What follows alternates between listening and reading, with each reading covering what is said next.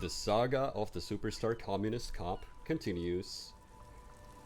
We are currently looking into a possible drug trade in Disco Elysium. Somebody's smuggling drugs through Terminal B. We need to speak to the lorry drivers to find out about that. We're doing this for Choice Messier, the company representative, who has info on the lynching that we're primarily investigating.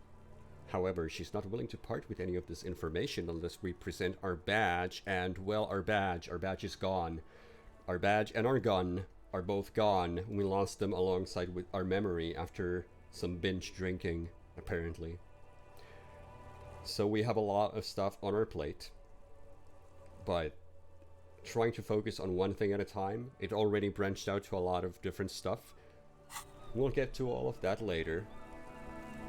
But for right now, I think we should try to keep on with the drug trade.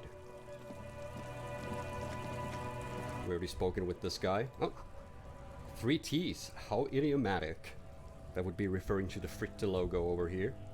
Oh, speaking of the Fritte logo, we should probably get there. Oh, I'm already getting sidetracked.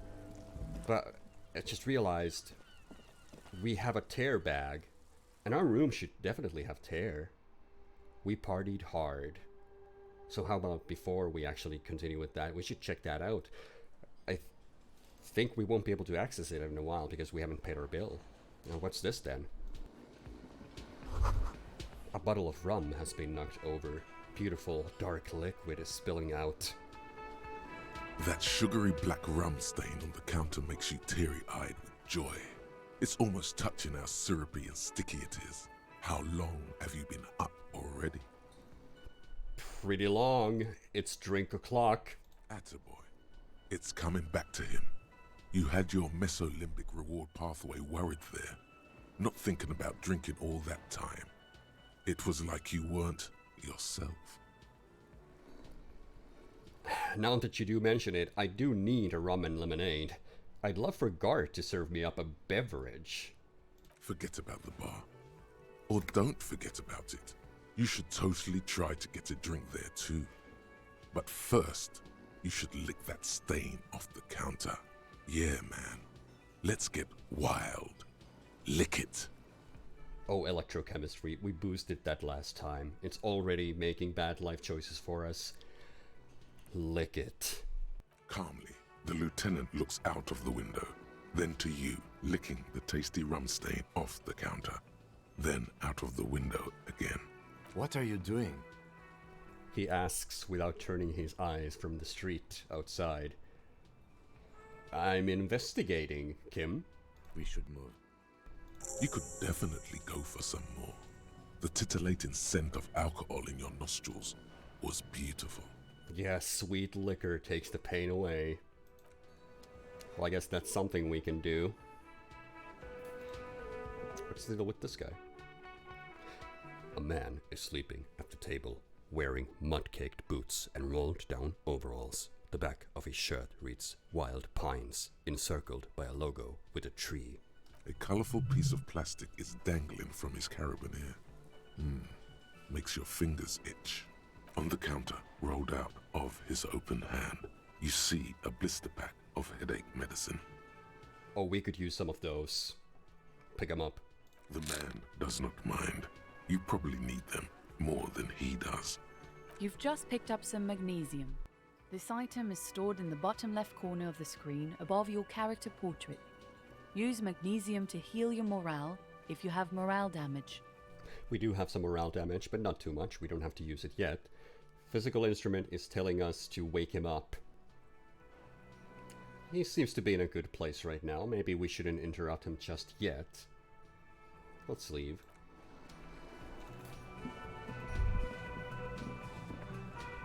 Oh, there's this guy. It's all about money, you know. You gotta spend money to make money. Money is what really matters. They say money can't buy you happiness. But that just means you don't have enough money. You have to invest your money wisely. You can buy stocks with money. And then use those stocks to make even more money. That way you'll have enough when you grow too old to make new money. Real estate is the graveyard where tired old money goes to rest. Money is what literally makes the world turn. The laws of money are just like the laws of nature. Unpaid labor doesn't net you any money. There is no such thing as free money. Money is all about numbers. Money is actually all about trust. It's all about money, you know. Okay, I think we just went through all that. That's a lot of information about money. When we woke up, we didn't actually know what money is. We do now. We know that money is all about trust. Thank you, random guy.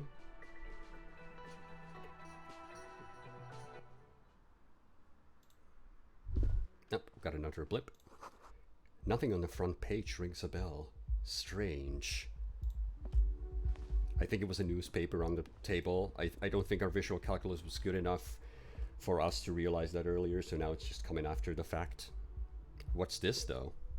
You should pick that fat, juicy cigarette butt from the tray, light it up, and smoke the living shit out of it. The what now? The living shit. Your mesolimbic reward pathway does not mince words. It once smokes. Am I a smoker?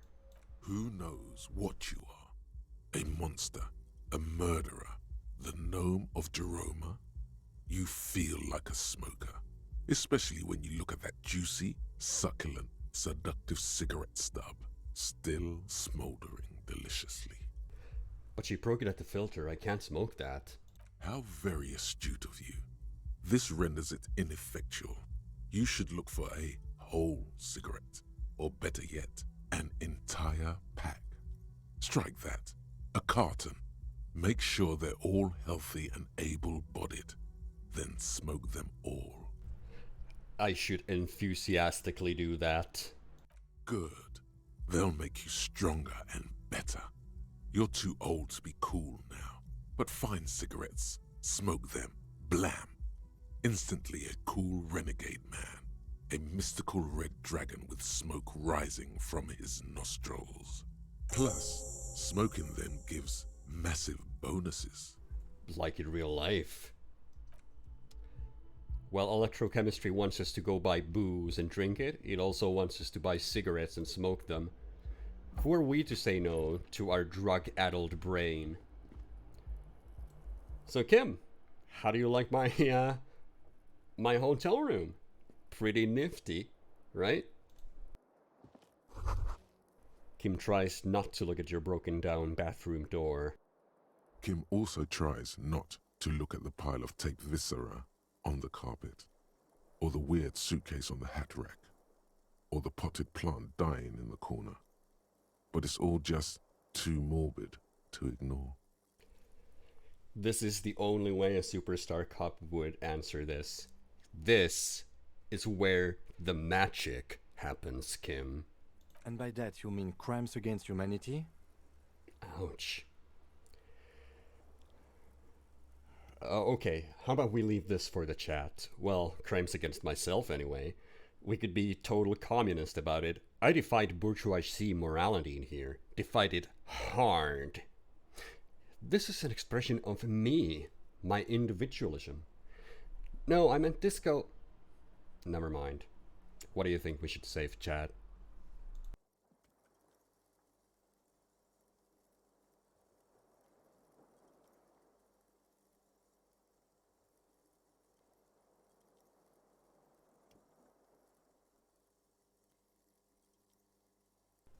We're at 50-50. We could do a dice roll, but I think I'm gonna go with the superstar option because we've been establishing our superstardom. And individualism is at the core of superstardom. This is an expression of me, my individualism. I have no idea what that means. He looks toward the exit longingly. He really wants to get out of here. Well, I can see a bottle over there. Oh yeah, pick up the glass tear. That's gonna get us more money at some point. I don't think there was anything else to do here in the bathroom. In fact, I think after we're done with this bottle here, it's pretty much it for the room. Well, I'm glad Kim got to see how a superstar cop lives.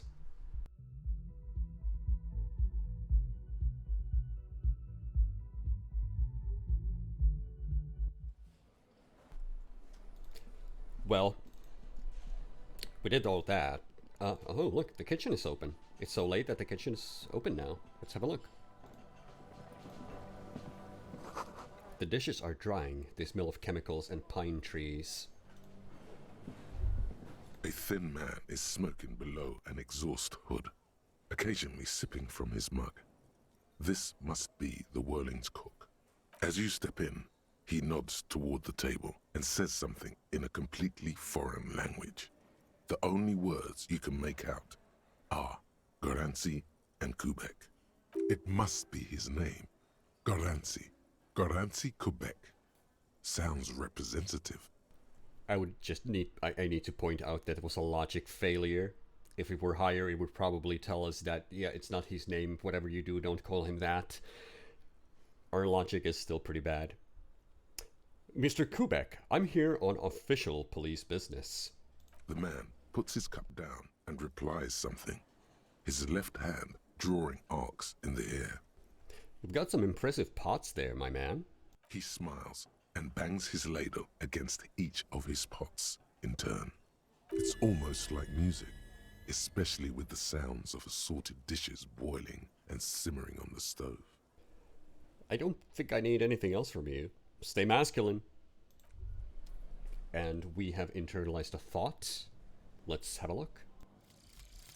Aces high. For the rest of the world, the aces high is just a cool Revachol thing, politically neutral. In Revachol, it still holds revolutionary connotations. Also, have you looked at Lieutenant Kitsuragi's clothes? He wears a bomber jacket, just like the ones worn by aerostatic brigades, and those cargo pants could store tools for hotfixing your aerostatic. Maybe you should ask him about this. So that would give us +1 empathy towards Kim Kitsuragi, which we already had while we were internalizing this, but also +1 to Esprit de Corps, because we know the roots of the RCM. It's also telling us to ask Kim about his jacket.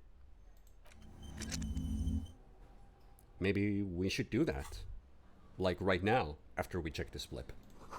An aroma of spices, alcohol, and tomato hangs in the air. Hey Kim! Yes? I want to talk about you. What about me? You're wearing a Revolutionary Air Brigade jacket, aren't you? What? These? It's just seasonal clothing. And those look like airman pants. Good for storing tools in. Where is this going? You see, Kim, I have this place in my head where I develop new ideas and connections. Interesting. I think it's called the brain. It's no mere brain. No, normal people don't have this. It's like a mind laboratory, a spiritual R&D division. No, a palette. No, better yet, a painter's atelier of concepts. Okay, art cup. Okay, indeed. And in this atelier, I have realized that you harbor some kind of sentiment toward the Revolutionary Air Brigades. I do not harbor a sentiment for revolutionary air brigades in particular. Just air brigades, then? Okay, I wanted to become an aerostatic pilot. Then I turned 10 and realized we no longer have an air force. The communist in us wants us to ask, are you sure the revolutionary has got nothing to do with this? Absolutely nothing. Well, fine. Thank you. My mind is satisfied, as we point to our head again. Good. He glances impatiently at his electronic wristwatch. Good. Let's change the subject. Oh, we still have the logic check to do. We have a +1 because Sylvie suicide chokes. I don't know why, but it seems to have improved our odds at passing this. It's still fairly low. Let's leave it for the time being. There's a door. You see a heavy steel door with a prominent dimple lock. It's painted blue. You immediately feel drawn to the color. Blue is for mystery. Touch the door. The cobalt blue surface feels rough to touch. The stainless steel door is flush with its frame on every side. Old cobalt paint, rough on the fingers. 40, 50 years since this was painted, maybe. Try to push on it. The door does not budge. I wonder where it leads. You do? It's a door in the back of the kitchen. Why do you care where it leads? The winch, outside, in the backyard. Remember? No? Your fingers do. Oh, I don't remember that, but interfacing is kicking in, telling us that we noticed a winch. There was a winch outside on the roof, like that of a small elevator. Well, if there was a winch, I suppose we could look into it. As a side investigation. Kim, you will see that the door and the main investigation will merge into a stereo investigation. If you say so. Gart is the person to ask about this. The cafeteria manager. Yeah, sure. Gart. Well, it's a mysterious door that may have something to do with the case. May be a stereo investigation. We need to speak to Gart about that. Gart's still not happy with us. And hold on. What are we doing here in the Whirling in Rags? We were supposed to look into the drug trade. Let's get out of here. Forget about that blue door. We're gonna get to it later. Oh boy. 15 minutes in, we're already sidetracked. It keeps happening.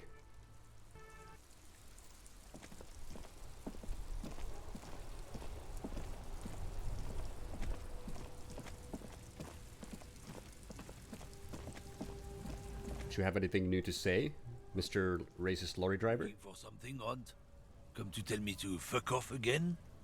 Well, we are looking for smokes. You got one? No. He's got a smoke right there, in his fucking hand. Snatch that shit out of his fat fingers. You need it after listening to his garbage. Then I'm gonna need the one you're smoking. Can't have it. Hand it over. I'm confiscating it as evidence. Evidence of what? I haven't done anything. He puts out his cigarette and flicks the tiny stub towards the street. Half-Light is really aggressive about this. Cool. Fuck Toyota! What, officer? The man looks at you coolly, noxious effluence wafting in the air around him. Say nothing. Sorry I couldn't be of any help. He gives you an ambivalently mocking half nod. We could ask him about the lady driver, because we learned about that from C. Lang. But we haven't found the lady driver yet. Nevertheless, I guess we could confront him about it. I know you've been giving me the runaround. Fess up. Where's the lady driver? I don't know what you're talking about. First, you knew C. Lang didn't do it. He did something. He stole his employer's goods and another lorryman's job. You should be thankful for the tip. He grins a wide smile. Then why are you smirking? Listen up, fuckwits. You don't scare me. You cops don't run Revachol West. You don't run Martinez. You don't run anything. So who does? You? No. He means La Puta Madre. A legendary, and not in a good way, crime boss from Jamrock. Controls what is probably the most powerful organized crime outfit in Revachol West. Looks like the lieutenant has a plan. Let him do this. Yeah, him. Let's listen to Esprit de Corps. Kim seems to have a plan. Let's just cross our arms and nod. Then I presume you are familiar with his peonies. Yeah, they're his little bitches. He's got them all over the unions. He says unsure where this is leading. Not just the unions. He has peonies everywhere. Some say he even has them in the RCM. Dirty fucking peonies who do anything for him. Multi-ethnic drug addicts. The lieutenant adopts a rodentine quality. Be cool, sire. He's getting into this. Thank you, drama.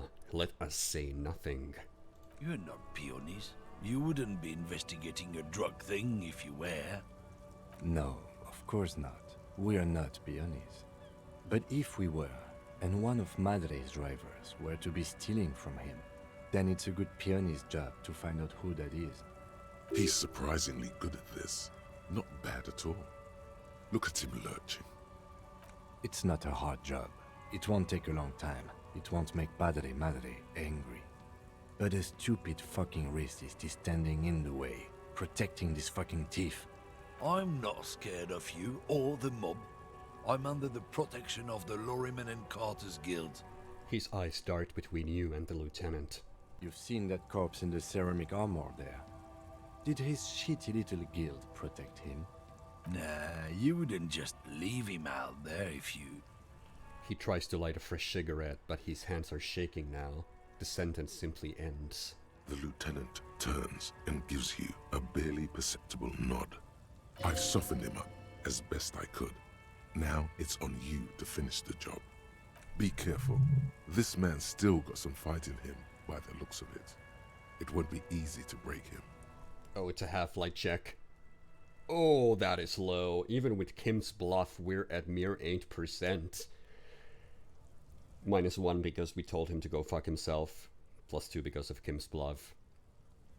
I think we can let it rest for now. We're not gonna be able to pass this check, even with the help of the chat. We're done here. For now.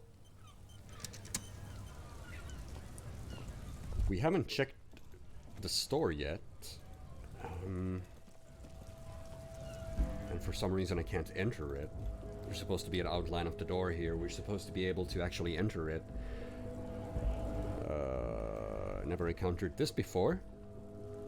Perhaps we'll get to Fritte later.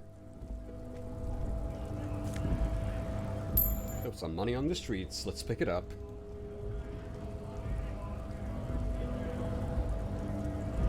Well, I suppose this has to do with the strike, I would imagine.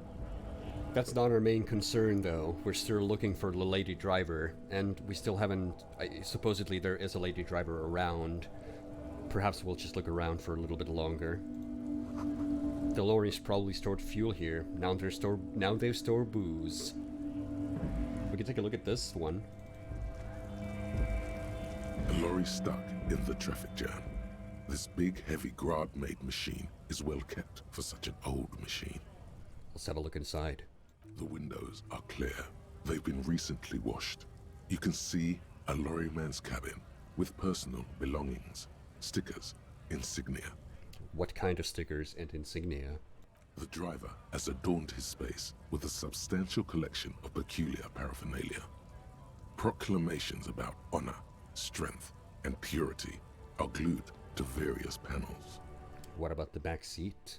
The back end of the cabin has a small perch to sleep, large ashtrays. There are several suns and wheels sewn into the curtains. Racist nationalist paraphernalia. Not unusual in this part of town. This is our guy. The lieutenant nods towards the racist lorry driver. You think this lorry belongs to our tough guy? Likely, yes. This guy's proud of who he is. Drapes it all over his machine. A reasonable assumption. Nothing else to do here, though. Oh, some money. Sir, I apologize. Just gonna pick up these coins on the ground.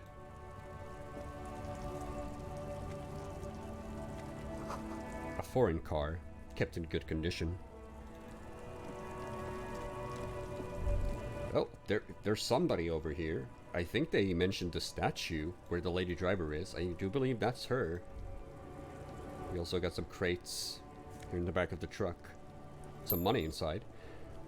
I do believe that somebody mentioned there was a truck that was opened. We didn't see it back then, but it all comes together now. And we have a white tank top. Let's have a look at that. +1 to physical instrument. Work it. Tank top, gym vest, reeking of sweat.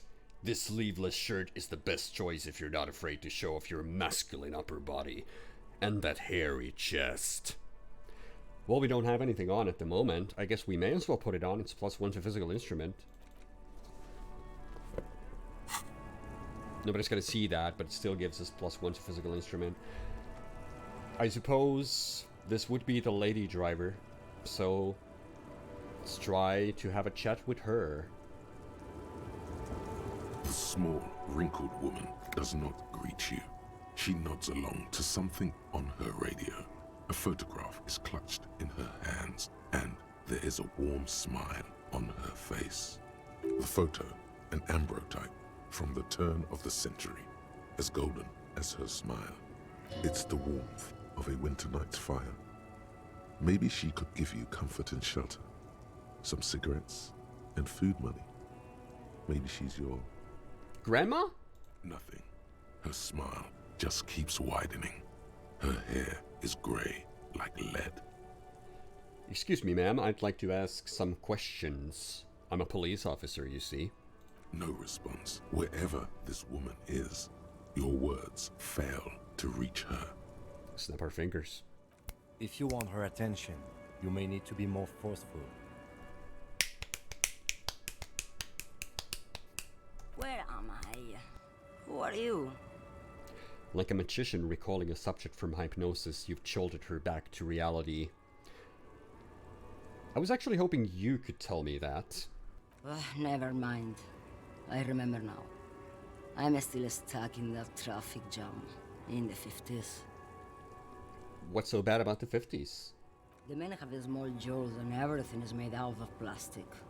Why do you need plastic when you can make the world out of amber? You could use plastic to chisel bigger jaws. When else would you be then? Back in Methka, during the time of the revolution. The sidewalks and cafes are filled with young people. I was on my way to see a new Boyadero picture starring Gabriel Buenguerro. Until you came along, that is. The look she gives you is accusatory. Who's Gabriel Buenguerro? This is Gabriel Buenguerro. She shows you the photograph in the lavish amber frame. A strikingly handsome man looks straight at you, his head crowned with a wide brim hat. His hair is dark as an oil slick, and his jaw the most perfectly chiseled thing you've ever seen. This man's got a hold over her, even 50 years later. You can feel it. He was the biggest star of his day. Girls used to faint in the aisles of cinema whenever he came on the screen. And schoolboys used to memorize all of his lines. She leans back, savoring the world she's conjured up. In all likelihood, it's a world that's only ever existed in her mind. So I take it you were in Minsk when you were young? Someone was.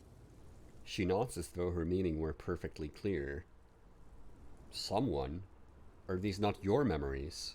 They are someone's memories, boy. What difference does it make if it's me or not? I think it makes a bit of a difference. They're beautiful. That is all that matters. Beautiful and true. And they will win. They're coming for this, you know? All of this. Sorry to have interrupted your dreaming, ma'am. I wasn't dreaming. I was there, Lowman. It was early spring, and the man behind the black sun had just come out. The posters were 20 meters tall. Everything was golden. Her eyes narrow, and she appears to take your measure. While you, people, were tearing each other apart over your petty little revolution, in Methk, it was a golden age. The Republic of Mesk is a massive confederation on the Isola of Muindi, the world's largest state by territory. It's a petrostate, a constitutional monarchy, and, as of recently, an outcast due to its tilt to the far right. So petrostate, that would mean they make their money off of oil. Right, I have some other questions for you. Police questions. Why not, Harife? It's not like I have anything better to do in this hellhole. She settles back against the railing of her motor lorry. Behind her, mountains of memorabilia, photos and knickknacks line the dashboard. There's something off about this woman. Tell her to show you the soles of her boots. Maybe she was at the hanging somehow. Right.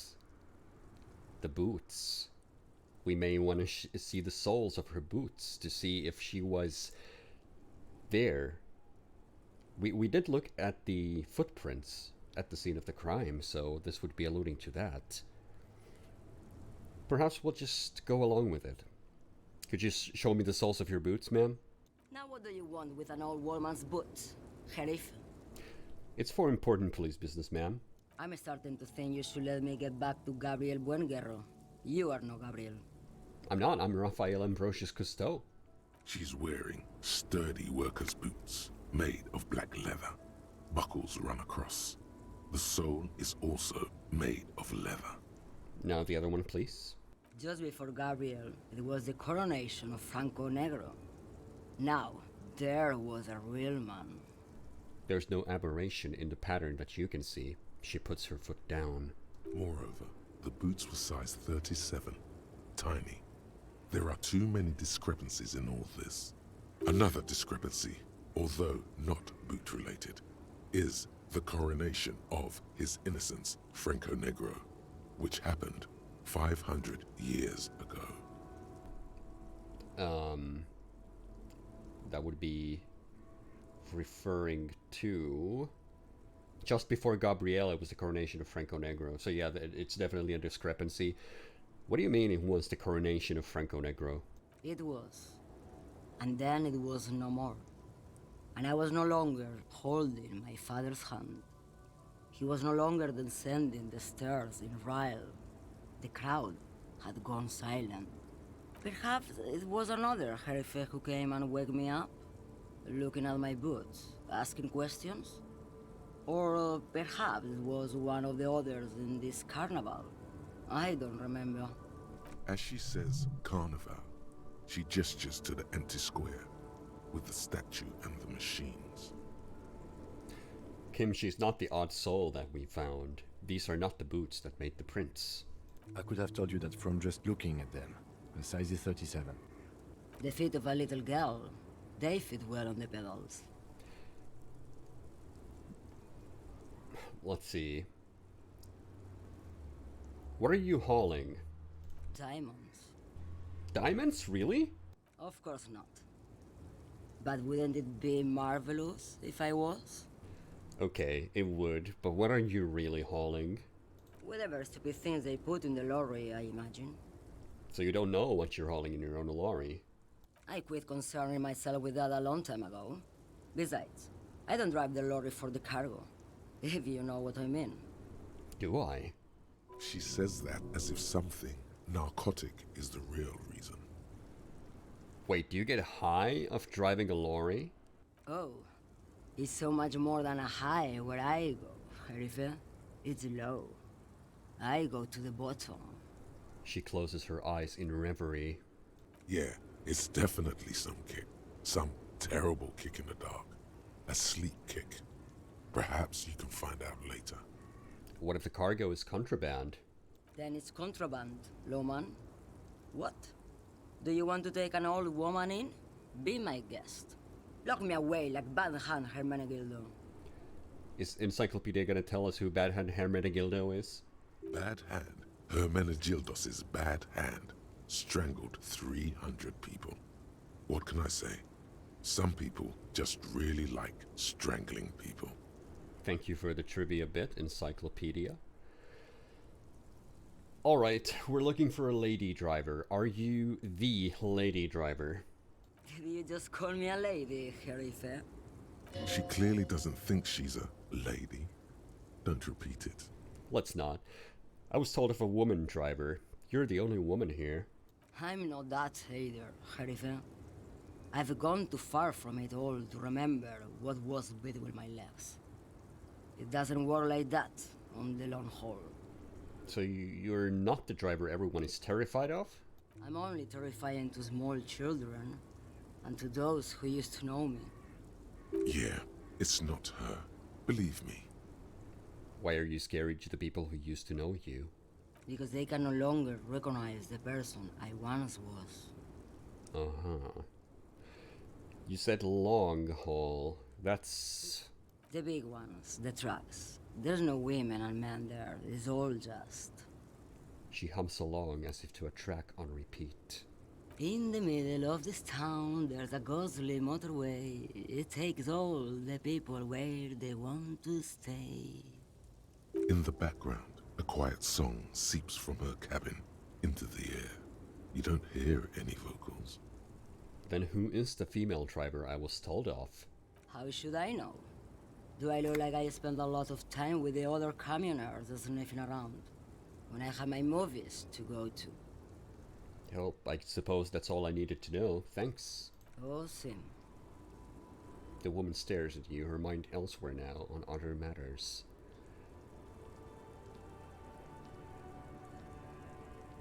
You seem like a woman who knows a thing or two about drugs. What do I need drugs for, Lowman?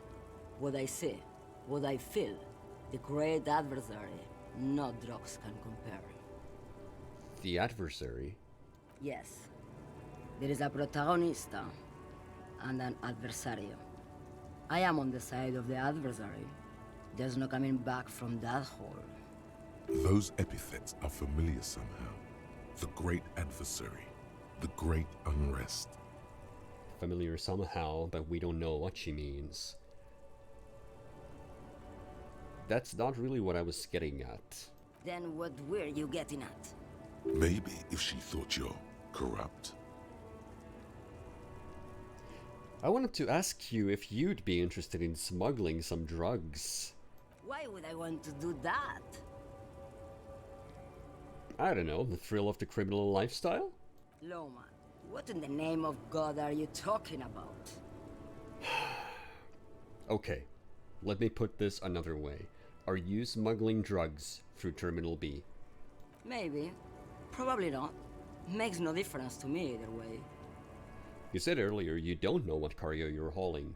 Could it be drugs? Just this month, I made half a dozen trips from Saramirizza to Grat, in the U41A. What do you think they take from Saramirizza to Grat, Loman? Drugs? No, Loman. Diamonds. I didn't ask you about diamonds, did I? I don't care about diamonds. Diamonds are good for you, Loman. You should try them sometime. Make yourself pretty like Eva de Zoras. If you had to guess, who do you think is smuggling drugs around here? Easy. He's the skinny man who thinks he's a poet. Never trust a poet. Also, he's the only one I can see from here. That's correct. There is no visibility of any of the others. Okay, if you're not involved with the drug trafficking, then what are you still here? Why aren't you still waiting here? Where do you want me to go? This isn't so bad. I can listen to music, or the seagulls. Look at all the colors and the futures of this world. It's a good palate cleanser, this jamboree. Or I can just relax and let my mind carry me back where it will, to the Great Plains. I think we're done here, no? He closes his notebook to stress it. I don't think we're completely done. She seems a bit off. Perhaps we should ask her about this. Before I came, you seemed to be away. She's just a distracted old woman. We should maybe let her get back to her things. Come on, he thinks. She's not the lady driver. You hear that, Loman? I don't think your partner likes you spending too much time with me. Why is that, Lieutenant? Nothing. I just don't think she's connected to anything. He doesn't want your frail mind caught up in something here. Something unconnected to the case. But connected to this woman tuning out like that. Okay, there's something about this woman that Kim does not want us to know. But we don't really have a grasp of what that is. Should you drive a lorry if you get like that? Oh, don't worry about me. I'm one of the best camioners around. I drive routes no one else will. What routes would those be? Lomonosov's Land, Udashnaya Zemlya, the Western Plain, She nods and closes her eyes again, letting her mind submerge. the Transcatolia Magistral, U41A, Adestradas du Mirador, all the good ones, the deep trenches, where the bluebirds fly. She opens her eyes again and shudders. Okay, how about chat? You decide this one. We haven't done any chat integration yet. Should we say that we're something of an expert in blacking out? You should take a better care of yourself. This should be reported to the proper authorities, or cool, right until you're dust, sister. What shall we say?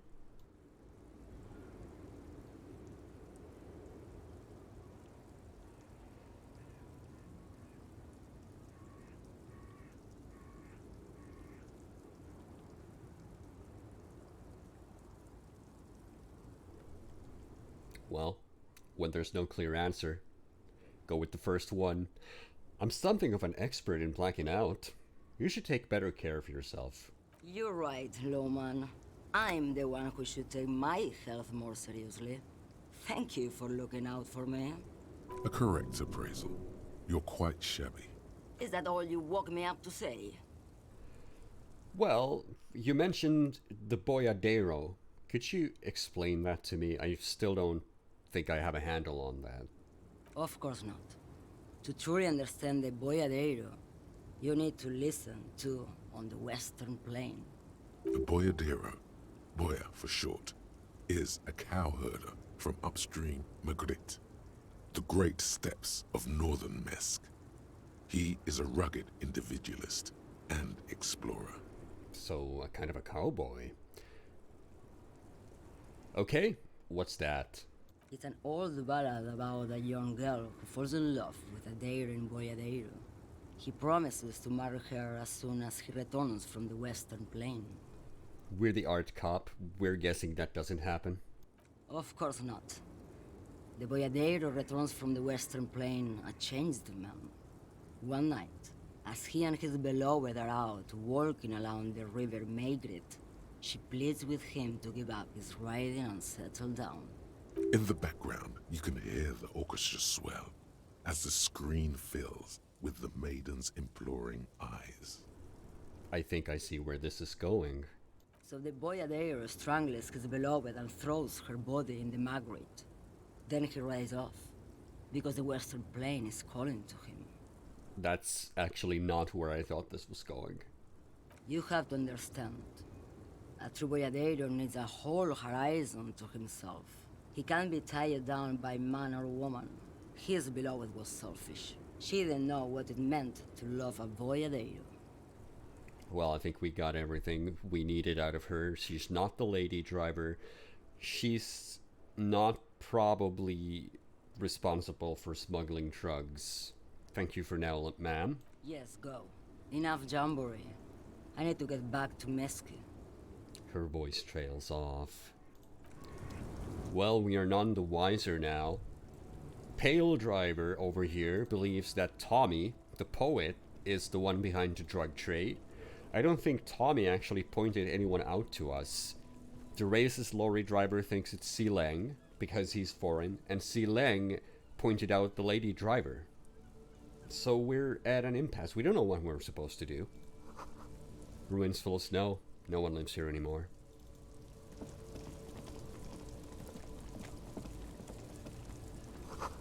A bold slogan, Humanox, covers the truck. Well, we do have a statue over here. Perhaps we should take a look at that.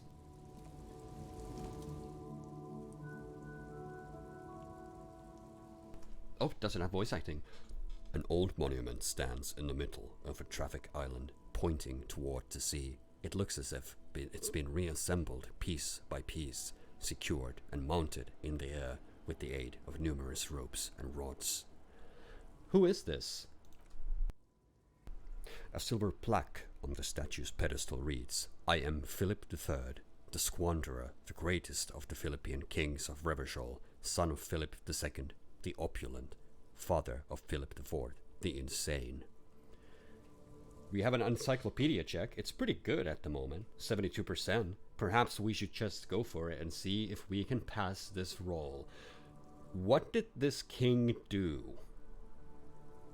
We're supposed to investigate a drug trade, but I think we have a little time to actually contemplate what about kings and history. Even by the standards of the Philippian kings, old sumptuous Philip was known for his profligacy. In what way? Well, he blew through the whole national treasury, starting the decline of one of the penultimate century's greatest superpowers, the suzerain of Revachol. His own maladministration foreshadowed the fall of the monarchy. During the anti-centennial revolution, an end to his family line and the monarchy on the Insulindian Isola. Interesting, encyclopedia. Could you tell me, how did he manage to blow through the entire national treasury? Because that sounds like a feat to me. Stories have it that he had his bedroom converted into a treasure chamber, where he stored unfathomable wealth. Krugerrands, bars of gold, ornate weaponry, armor, and various chalices. There were whispers he slept on a huge pile of gold-dipped feathers, like some obese dragon, instead of a bed, like a normal person. He also called his bedroom Sol Aurum. It was obscene. How about we leave this to the chat? I think the art cop in us wants to say this, but I also like the first option somewhat. Even though we're a communist, it doesn't really make sense for us to say it, but the king is the king and he could do anything. Wait, really? There's no way that's true. A deplorable farce, or I would like to sleep on gold, hustler style.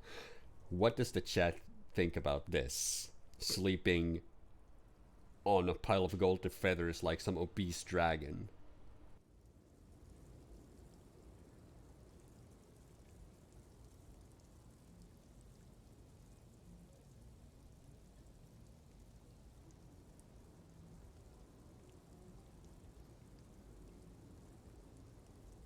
Oh great, we got the one that I really don't like. The king is the king and he can do anything. But wait, you haven't even heard about his fabled cocaine addiction. The what now? You see, old Philippe wasn't just good at squandering the national treasury on gold and ceremonial weaponry, he was also a prodigious snorter of nose candy. Not just any nose candy though. We're talking Royal Philippian Blow, allegedly twice as potent as the stuff you find nowadays, and purple. Philippian cocaine was purple. Well, I think electrochemistry has the hang of what nose candy is, but let's ask Encyclopedia anyway. Cocaine. Yes. This is a lot to process.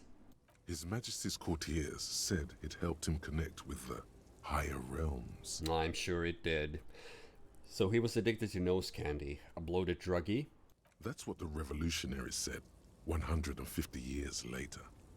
Right before they emptied out the royal mausoleum and dumped His Majesty's mortal remains in the Insulindian Bay.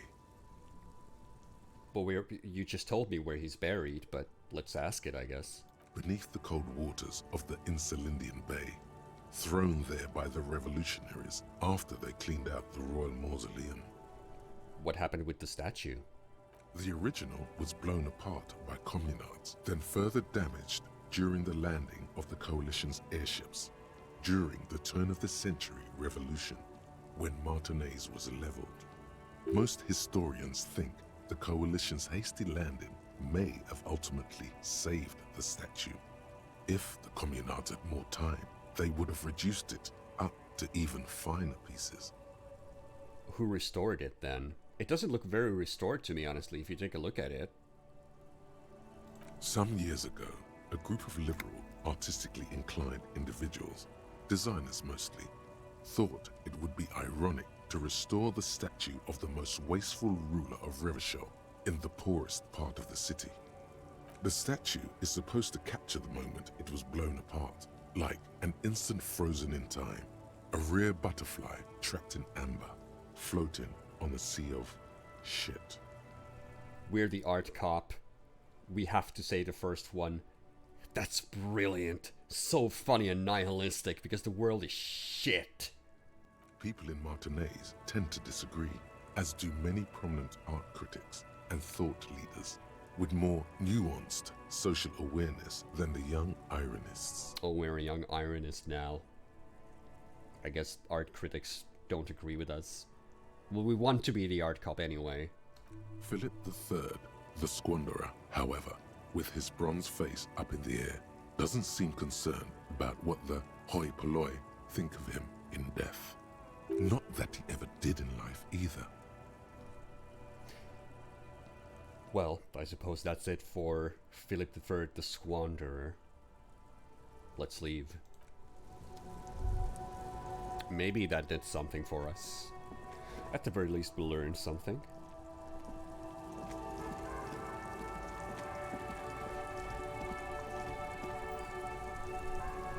Maybe we should have a chat with Tommy. We've been doing the go-around for the drug trafficking. Maybe there's something new that we can get to. You know what, first, before we do that... Okay, there we go. Now the door to the Fritte is open. Let's get inside the store. I wanted to come here earlier, but for some reason the game wouldn't let me. Let's have a look at the convenience store in Martinez. Yellow roses, dozens of them. Tulips, too. Let's see, what do we have? I suppose let's talk to the clerk first. Welcome to Frit. Feel free to look around or something. Everything is out on the shelves. She returns to her magazine. What's that magazine she's reading? What magazine are you reading? You mean this? She looks at the cover, boasting a colorful photo of two girls kissing. This is Pop Stars. It's got, like, famous people in it. It's not for sale. Looks like it also has something called Police de la Mode, featured on page 34. This speaks to you. Oh, it does. Forget about all that. What's this fashion police feature? It's where they rate different outfits famous people wear. It's kind of funny. They're kind of mean. It's about who's the most stylish.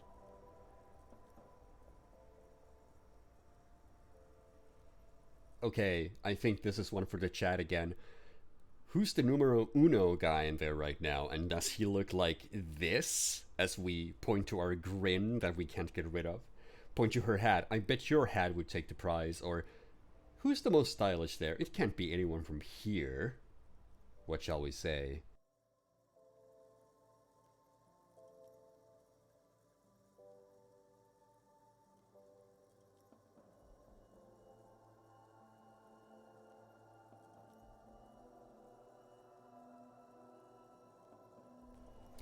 I bet your hat would take the prize.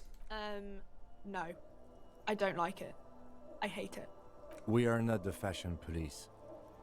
We're the real police. Oh, come on, Kim. We can be the fashion police as well. Before we go on, what is this Frit? I don't know. Frit? She shrugs. What is Frit? A 7 to 11 grocery store. Ah, that clears it up. Why is it written with 3 T's? I think they think that the extra T makes it funkier. It doesn't. She chews on her gum with disgust. The story goes that normal Fritte, with 2 T's, a men's workwear shop in Vredefort, was already taken. So when Fritte Retail Inc. grew into a multinational corporation, they had to add an extra letter to avoid trademark infringement. Thank you again, Encyclopedia. You are so helpful on this quest of solving the murder. Let's proceed. I have some questions for you because I'm a police officer. Okay. I'm not really supposed to be chatting to anyone, but... She puts down the magazine. Can you tell me anything about the dead body? I don't really know anything. I mean, I know it's there, but I haven't seen it, so... Did you know the man who died? Not really. Not really? Does it mean you knew him a little? No. I didn't know him at all. Thanks for clearing that up. I don't know why we're treating her like she's a suspect, because she clearly isn't. How long has it been there? I don't know, really long. What do you think happened? I don't know. No need to worry. It's just standard procedure for us to ask around. If you hear anything, let us know, okay? Thanks, Kim, for having my back. Okay. She scratches her nose. Thank you for your help. Uh-huh. She brushes a strand of hair off her face and tries to return to the magazine. Okay, I love this option. We definitely have to ask the frit clerk about this reality we're in. Reality? You mean what reality? Economic reality or... She is like a student unexpectedly called upon by a teacher. Can she answer the classroom question? We've been asking people around for money. So yes, tell me about the economic reality. I don't really know anything. I mean, I'm 15. 15 is an excellent time to learn about the economic reality. Yeah, that's why I'm working my arse off in Frit. So I guess, like, that's economic. Okay, fine. Enough about the economics. What about the physical reality? I don't know. What about it? Where are we? We're in Frit No, I mean, where are we on a larger scale? as mankind, or as a nation, or... That's a surprisingly insightful comeback. What will her essay prompt be? Yes. How about we leave this one to the chat? As a mankind, as a nation, like, where in the world? You know what, never mind. What should we ask about? What is this essay about?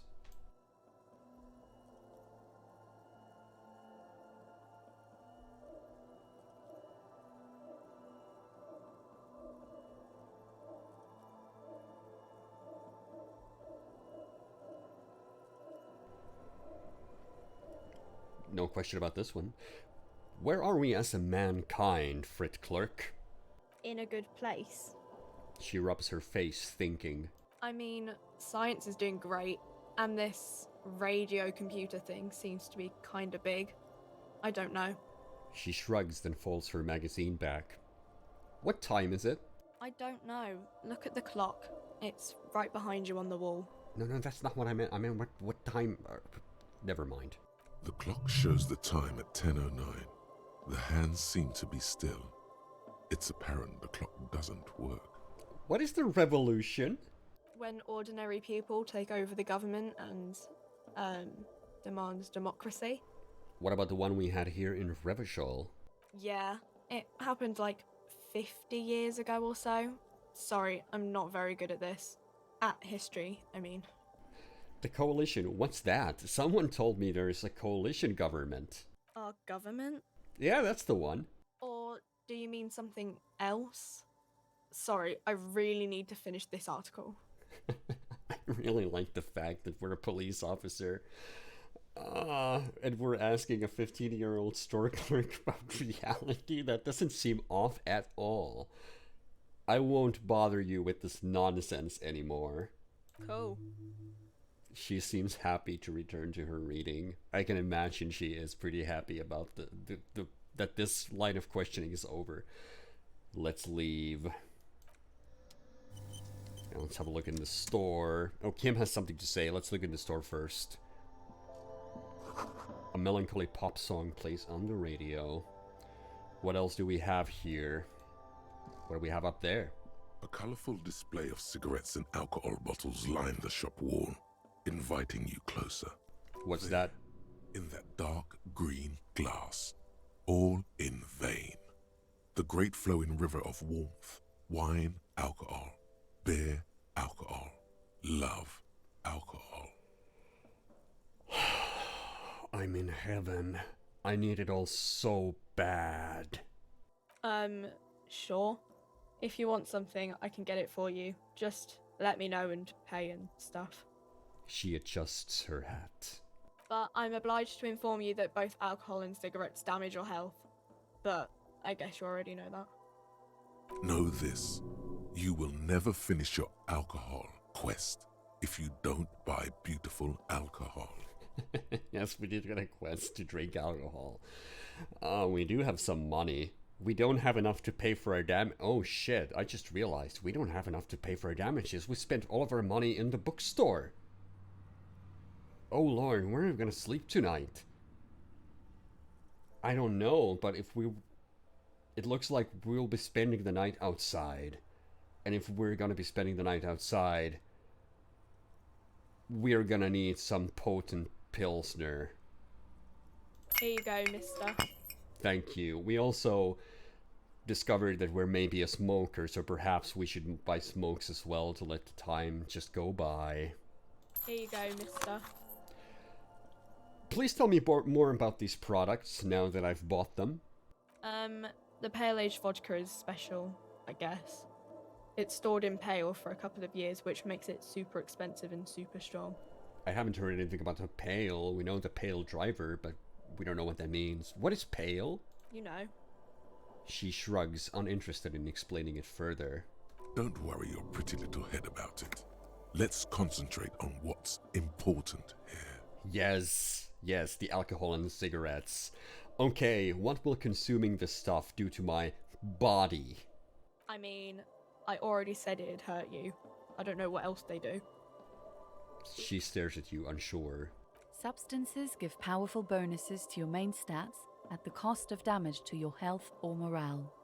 Cigarettes raise your intellect while damaging your health. Alcohol raises physique while damaging your morale. There we go, thank you, tutorial agent. Use medication, like Nosafed and magnesium, to counteract the negative effects of substances. Note: consuming substances can have unforeseen consequences for you. I love unforeseen consequences. Do you sell any under-the-counter vices? No, Frit only sells legal drugs, like the law says. God damn it. Well, let's leave. Still have this counter over here. Let's see what that has. A small cabinet on the wall is filled with various medicine bottles, nasal sprays, and blister packs. They all bear the Saint-Baptiste Pharmaceutics logo. Their logo is the bloodless rose, pure white, untouched by harm. Just ask me if you need anything from Saint Baptiste. We don't stock prescription meds, but we do have Nosafed, Duramine, magnesium, and Hypnogamma. What do those products do? I don't know. Let's see. Nosafed is a nasal spray. Duramine is a really good painkiller. Magnesium is a dietary supplement. Hypnogamma is... She stops. I don't really know what Hypnogamma is. I guess it makes you feel less shit. It's recommended to use after lots of partying, studying, or exercising. We've been doing a lot of partying. We could probably use some manganese, some Hypnogamma. Could you be a little more specific? No, sorry. I'm not like a doctor or anything. Really? Well, there it is. Tutorial agent's telling us that Nosafed gives us +1 to health, which is the left one. That's our health. Dramine is basically a free pack of that. Magnesium is +1 for morale, which is the one on the right. And Hypnogamma is 3 times that. Perhaps we should invest in some Dramine. It's only $2.50. Okay, here. I hope Saint Baptiste makes you feel better or something. You mentioned Saint Baptiste. Can you tell me something about that? Saint Baptiste, you know, the pharmaceuticals company. No, I don't know anything, Frit Clerk. I just woke up this morning. I don't remember who I am. Saint Baptiste Pharmaceuticals. The one that sells meds out of Saint Baptiste. That one. There. She is right. Saint-Baptiste, the company, derives its name from Saint-Baptiste, the city. Itself so named because that's what it is. A rare case where that really is the full etymological history. As far as almost anyone knows, at least. Huh, that's fair. So what's this over here then? You see several packaged raincoats fill a low shelf beneath a display of croissants and juice bottles. The raincoats are transparent, except for the big Fritta slogan on the back. The packages are small, discreet, sloppily stacked, making them easier to take unnoticed. No need to worry about knocking over a display.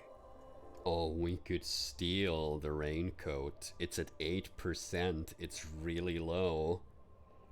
Should we try to steal the raincoat? At 8%. It doesn't look like it's going to happen. Let's see. Can we do something about that? I do believe that... Yeah, see, our shoes, they give us -1 to savoir faire, so we'll take those off.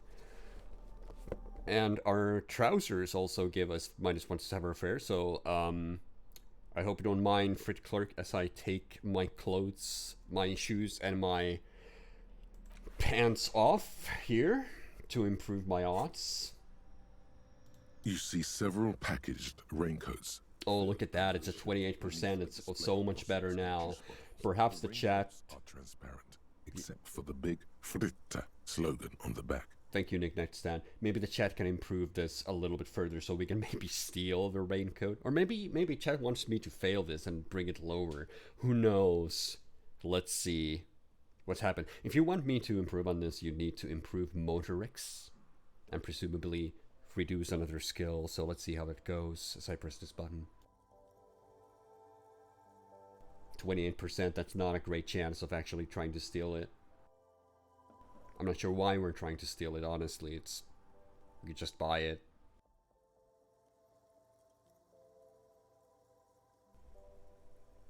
Oh, it got better. 42%. Let's steal the raincoat. The girl delves into the magazine. Hair covering her face, vision obscured. She cannot see your hand move. We did it. Down onto one knee, pretending to do up a shoelace. Take a loose package from the bottom. Slip it in the old sleeve. The girl doesn't notice a thing. We're so sneaky. Can I point to the raincoat app? What's that? What is what? It's a raincoat. If you want to buy one, then it's only 4 real. She taps on a glass counter. The raincoats patiently await purchase. No, we already got one. The sloppy stacking makes it more difficult to discern the missing one. You will be safe. I like that it actually points that out. If you fail that check and ask her about what that raincoat is, she will say, oh, it's a raincoat, you know, the one you tried to steal just now. There's a lot of stuff like that in the game. Let's leave. Well, lastly, we have this here. The tear machine stands in the corner. A sign says, 1 bottle equals 10 cents. All right, let's put in our tear that we've collected. Your bottles clunk into the machine, and the money appears with a satisfying jingle. You're a richer man now. Hooray, 0.8 real. That is almost 1/60th of the amount we owe to Gart for damages in the hostel. Well, Kim has had something to say for a while. I suppose we'll just ask what it is. What's up, Kim? We should think about calling it a day, maybe. The nights are still miserably cold this time of year. I haven't paid the cafeteria manager for damages yet, though. You should take care of that, then. But I don't have the money. I spent it all on books. You were there. Let's talk to him anyway. An officer of the RCM shouldn't be sleeping in the street. We'll figure something out. I hope we will. I suppose that's all for Fritte.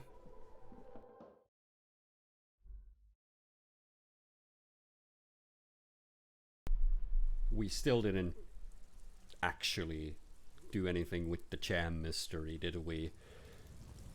Oh, and the racist lorry driver is gone. It's too late for us to probably interrogate him further, so we're gonna have... that's gonna have to wait until tomorrow.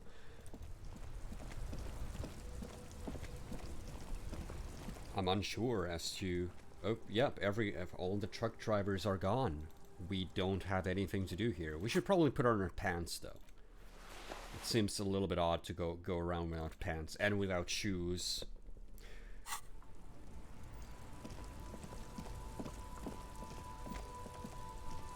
Well, I suppose let's go have a talk with Gart about our hostel bill. See where it goes.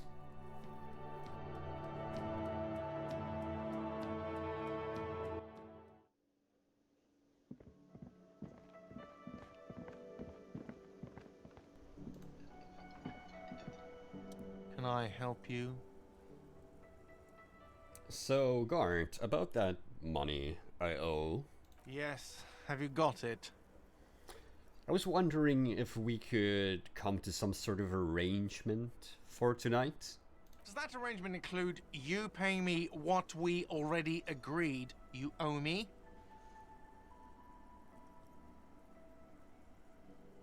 I'll pay you back tomorrow. I'm an honest cop. It's cold out. I'll freeze to death because I'm losing the stupid money game. Come on, man. After everything I've been through. Or Kim's about to say something. Let him. What shall we say? This is one for the chat.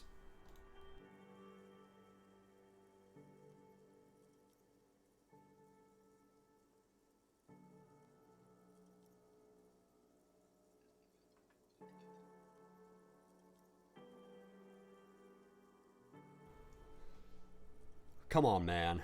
After everything I've been through? What about what I have been through, huh? You're not the goddamn protagonist of this story. I am. This is my hostel cafeteria, and I need my money. Literary demotion. That's the worst. Hold on, I still have my key, you know. Good luck trying to use it. He taps his foot against the metal box installed in the back of the counter. Draconian measures. God damn it. All the locks have an electronic component. They have to be unlocked down here with a master key before your guest key will open the lock. I'll find a way in. I'll break the door down. Oh, wonderful. Try to do that. I'll have to call you an ambulance. That doesn't go anywhere. This conversation isn't going anywhere either, is it? Not until you bring me the money. Okay, I might have something in my motor carriage we can use when you're done here. I really didn't want to resort to this. The man is thinking. Oh, Lieutenant, we're done here. Oh, fine. Well, here's your trash container key in any case. Thanks. I hope you found what you were looking for. I found the victim's clothes. How strange. I certainly didn't put them there. Maybe you don't remember putting them there. Maybe you were sleepwalking or in a fugue state. I think fugue states are more your forte, officer. Ouch. Could someone on your staff have put them there? Sylvie had the keys before I got here, and I can vouch for her. I can vouch for all my staff. None of us would tamper with the crime scene. Well, who else has keys to the trash container? The trash collection service? CS Municipal. I don't see why they would put anything in the trash, though. Ah, the elusive CS Municipal. I doubt we'll be able to track down who was sent here last and when. This will have to be one of those little threats that solves itself down the road. Thank you anyway. Thanks, let's talk about something else. Yes? I need a drink. Can you pour me one? Do I have a shaker in my hand? Is this a shaker? He points to his empty hand. It's not a shaker. It's nothing. He's holding nothing. It is but an imitation. Say nothing. Am I wearing a little bow tie? Am I wearing a bow tie and doing this? He shakes the imaginary shaker furiously. Am I smiling? Do you see me smiling and shaking my little shaker? No. Do you know why? Yeah, he told us before that he's not a bartender. That's right. I'm the cafeteria manager. I'm glad we cleared that. Was there anything else? Play it calm. This man needs to understand you need a drink to help the community deal with police stuff. Yes. We have some good stuff here. I want a fucking drink, asshole. You don't understand the seriousness of the situation. I'm an alcoholic. I need my fix. I'm an alcohol-operated detective. If you want me to clean up the dead body and solve the case, then you need to insert alcohol into my mouth. What shall we say? I feel like I'm going to regret asking chat, but here we go.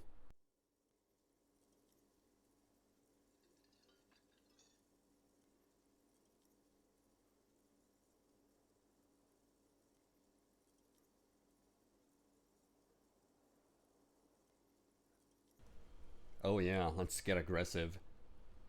I want a fucking drink, you fucking asshole. Well, you're not getting it, asshole! This is a thoughtful exchange, but can we move on, please?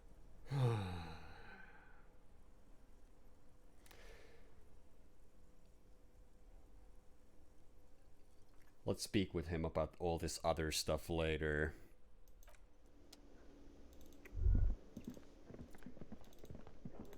Well, Kim said there's something in his truck, in his Capri, that might help us with the money we owe. So let's have a look there.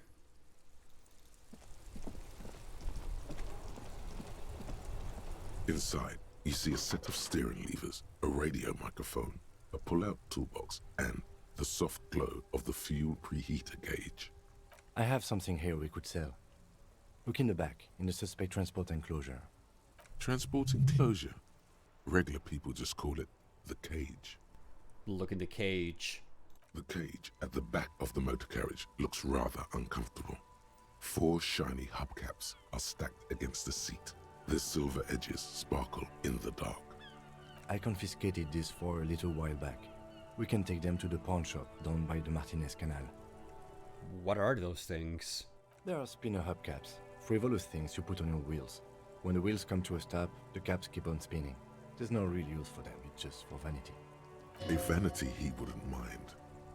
Honestly, that sounds like an amazing physics demonstration.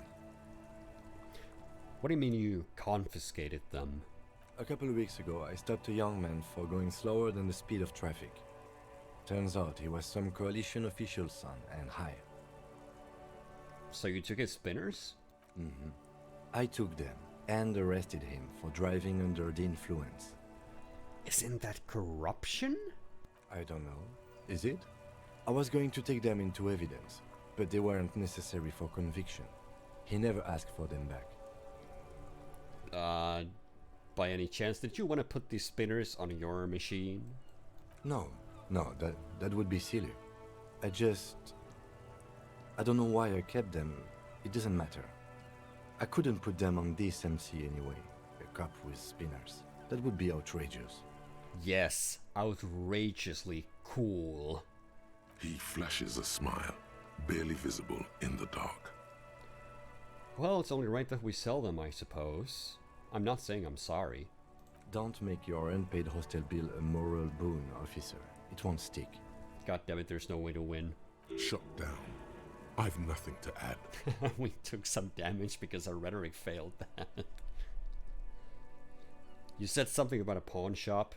Yes, there's one 100 meters south of here. I think it's called Roy's Nest or something. If I'm not mistaken, it should be open late. Okay, items that can be pawned at Bird's Nest Roy's appear in your inventory. Under the items tab, you can pawn these items when talking to Roy. Thanks, Kim. I do appreciate your help. The lieutenant nods as you take the spinners. Let's have a look at those spinners. Radiant spinners. 200. The magnificent hubcap spinners that Lieutenant Kitsuragi has donated to you so that you can pay for your room at the Whirling. They are slate blue and shimmer haughtily in the light. Alright, Kim mentioned a pawn shop, which would be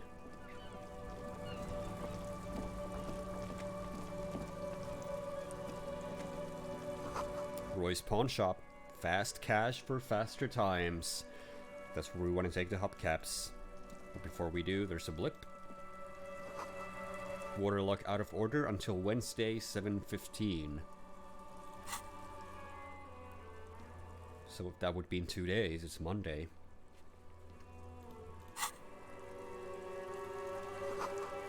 Butter sign down. What's going on here then? A crumpled billboard reading, Samaran butter soaks in the canal. 2 ugly lines mar the bright countenance of the blonde boy depicted. The sign billboard has fallen on the waterlock, keeping it open, and thus out of order. What is Samaran butter? Whatever it is, the boy on the billboard seems very happy about it. Goat milk and butter. The Samaran terrain makes it easier to raise goats than cows. Local goat farmers produce high-quality meat and dairy staples that add variety to other nations' diets. So useful to have a high encyclopedia. It's an acquired taste. Well, we have a 58% chance of attempting to reconstruct what happened with the Samaran butter sign. Can we improve that visual calculus by any means? Not with our clothes. Oh, we did steal the plastic raincoat, which gives us +1 to endurance, which is one of the health pools, so we were to put this on. Health goes to 3. Let's keep it on for now. A transparent plastic raincoat with Fritte written on the back. The package photo shows a group of happy Revacholians dancing in the rain. I suppose that's what that's supposed to be. Okay, very well. We don't have any visual calculus clothes, but you know what we could do to improve our intelligence is we could have a smoke. Because smoking makes you more intellectual. There it is, a brave little army in your pocket. The 1st Smokes Platoon. 20 brave souls standing in salute, ready to step into fire for you, sir. Pull one out of the pack. You picked the best one. This soldier is fat and succulent. What are you waiting for? Light up. Re-become yourself.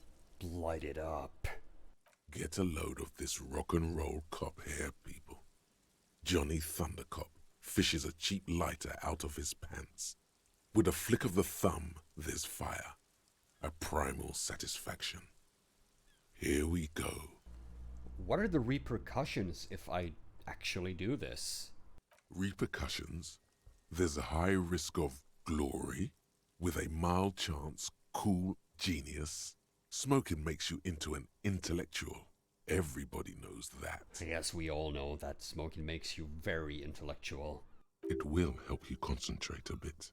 That much is true. Dip that bad boy in the flame and breathe in. Thick, warm smoke gets sucked down into your lungs.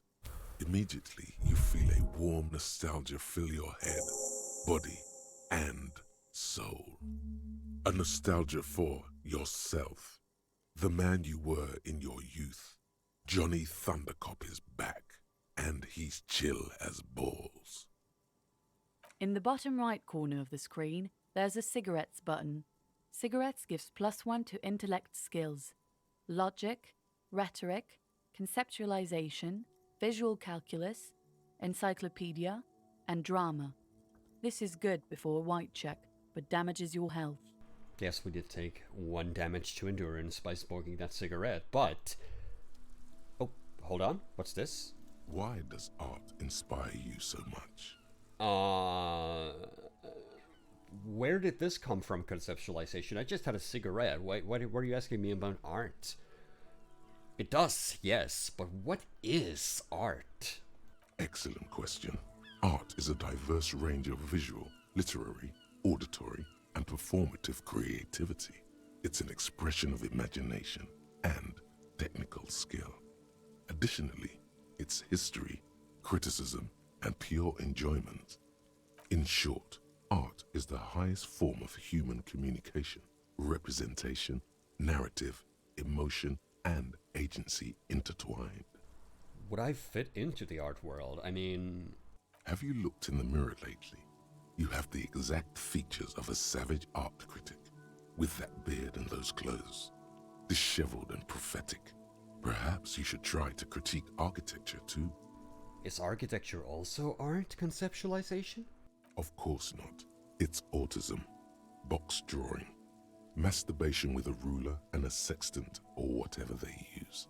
You should demean and criticize the genteel institution of architecture, while extolling the virtues of the pure arts. What about music? Is music art? Only the most experimental kind.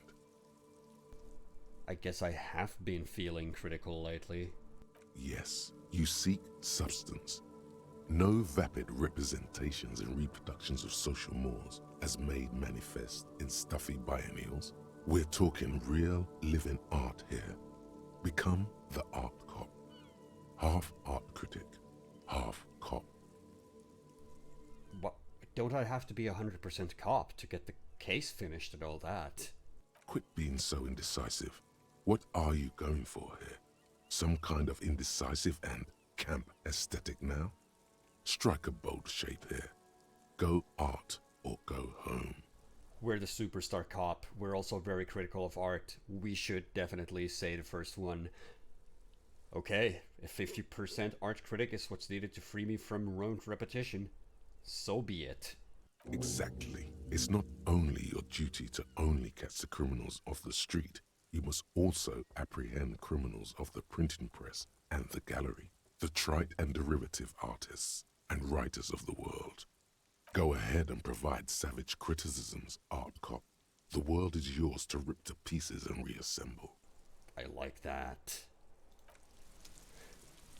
Rip apart and reconceptualize, of course, in the most intellectual manner possible. We did gain a thought. Let's have a look. Actual art degree, -1 to perception. Can't even look at this shit. Research time 1 hour 30 minutes. Yeah, it's another capo type. The worst one. The most savage and brutal. The art cop. Nothing is good enough for him. Everything is shit. You have to employ an armada of adjectives to depict and demean the mediocrity of the works and visual institutions around you. Really flex that critical muscle until the vocabulary for punishing mediocrity becomes second nature. Here we go. We don't have another skill cabinet slot to put that in, unfortunately, for the moment. We could forget a thought. But maybe we'll put off internalizing new thoughts on pause for the night at least. We were looking at the Samaran butter sign. A crumpled billboard reading, Samaran butter soaks in the canal. 2 ugly lines mar the bright countenance of the blonde boy depicted. The sign billboard has fallen on the waterlock, keeping it open, and thus out of order. Alright, let's see. We're at 72%, but perhaps if the chat is willing to increase my intelligence, we could maybe make visual calculus go even higher and actually reconstruct what happened with design. Let's see how that goes.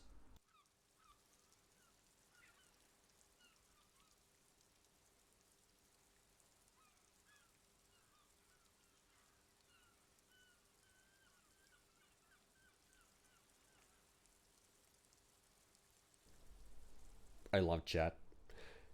83%, let's do it. Judging by the size of the impact and the parallel lines of burnt rubber, the cause was probably a motor vehicle. Side slip marks indicated that the vehicle was traveling up the crater at 35 kilometers an hour. Look at the roof of the shack. The black marks on the roof indicate that the vehicle vaulted from the crater to the roof of the shack. Look at the sloping metal roof panel. The panel served as a takeoff ramp. And the broken posts. The vehicle soared through the air, hitting the billboard and upsetting the posts.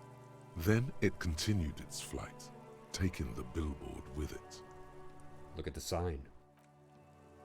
The sign broke the vehicle's fall into the canal.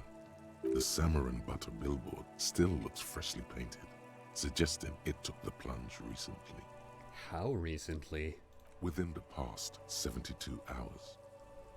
Look at the opposite bank.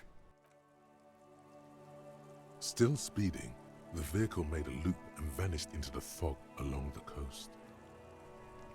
What was the model of this phantom vehicle?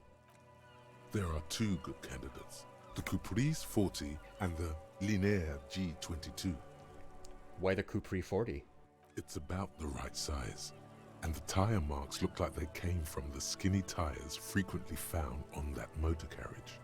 The Caprice 40 is a very popular model, with bank clerks, topping pie delivery drivers, secondary school teachers, cops, strippers dressed as cops, undressed strippers. Okay, thank you, Encyclopedia. Why the Linnea G22 then? Very sturdy but light motor carriage. More likely than most to survive that jump. The Linnea G22 is not a particularly popular model due to its peculiar proportions, which the manufacturer's design team probably thought about for too long. What now? You'd have to follow the tracks to be sure. The lieutenant looks on, waiting for you to wrap up your analysis. We'd have to move on, you say. Oh, Kim has something to say to us. What is that? Any theories about what happened here?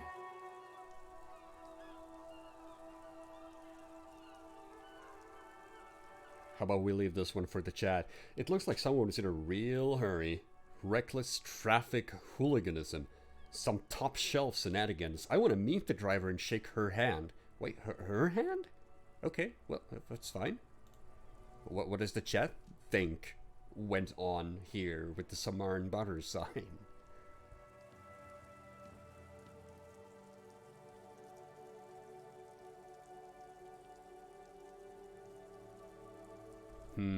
Yes. Some reckless traffic hooliganism is what went on here. What kind of car do you think it was? Could have been either one, but I think it was the Capri 40. That's quite likely, from what I can tell. I have some ideas about who it may have been. Oh. He raises his eyebrows. Superstar Cop is telling us to say, the first one, it had to be someone really cool and courageous. I suppose that narrows it down somewhat. Fortunately, we are not traffic cops. Should we get back to the murder? Conceptualization is a red check. This is we have a one shot at this. Try to come up with a convincing explanation for the driver's actions. We could take the task too, but perhaps we should try this out. We are still under the influence of cigarettes, so we have an intelligence boost.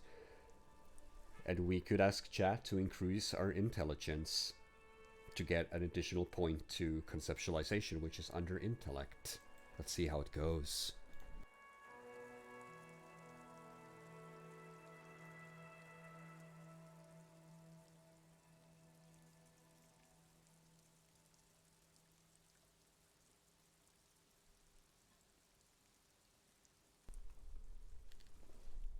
Still at 72.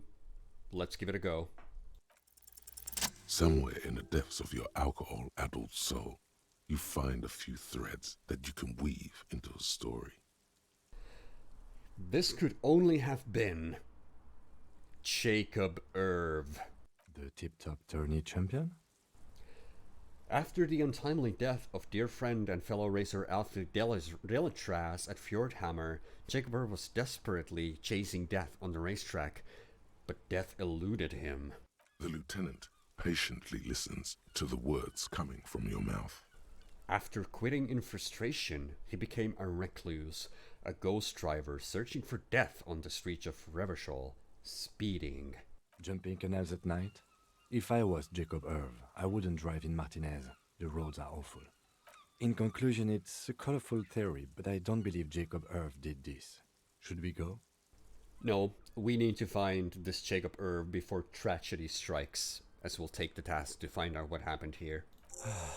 If we must. I'm not expecting him to get far with this, the lieutenant consoles himself. We got a new quest. Let's have a look. Find the traffic hooligan. A half-insane joyrider has jumped over the canal. See if you can find evidence of his reckless activity in the west on the coast. First, you should find the vehicle the joyrider used in their escapades. Well, does it look like we can get past here? The waterlock's A couple of indicator lights are missing from this control panel. Loose wires dangle from the now vacant holes. In the middle is a lever. Beneath it, a small metal plaque. This panel usually closes the water lock, turning it into a bridge that lets you cross the canal. But there's a crashed salmon and butter sign in the way. Pulling the lever probably won't do anything. Doesn't hurt to try. Lever all the way up until the metal clicks against the contact pins. You hear a soft clunk. Then, nothing happens. Push it harder. Nothing happens.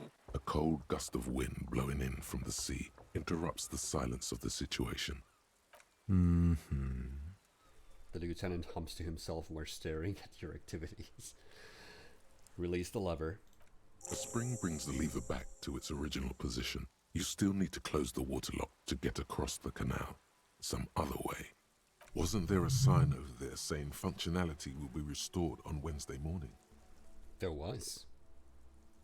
So we'll have to just wait until we can catch this reckless traffic hooligan who's jumped the canal and broken the Samar and Butter sign. It'll have to wait. Oh, but what's this? We found a new piece of clothing. Fingerless gloves. They give us electrochemistry because of the cigarette-stained fingertips. Gasoline-stained fingerless gloves in navy blue. They've been worn threadbare, but being made of wool still provides some warmth and comfort. We're currently holding the yellow gardening gloves. It goes well with our jacket. Whereas if we were to switch these around... Looking snazzy again. Okay. Some Nosafed, that's a health item. And before we get sidetracked even further, let's go sell those spin caps, those hubcaps. We need the money to pay for the hostel bill.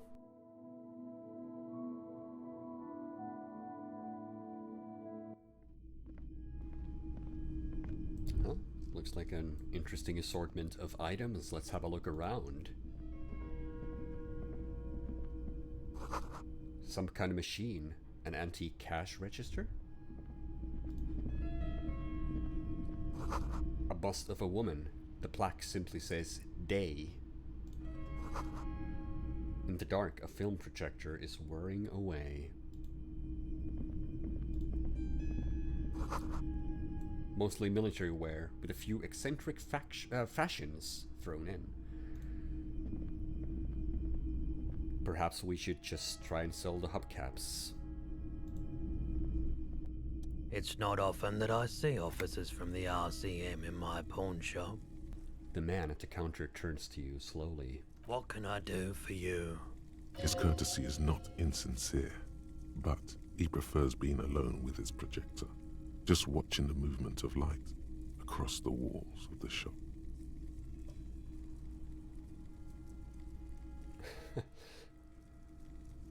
Let's leave this one for the chat. Sorry, I feel like interrupting. It's shameful how insufficient the police presence is in these parts. Or do we just ask him if he's had any trouble lately?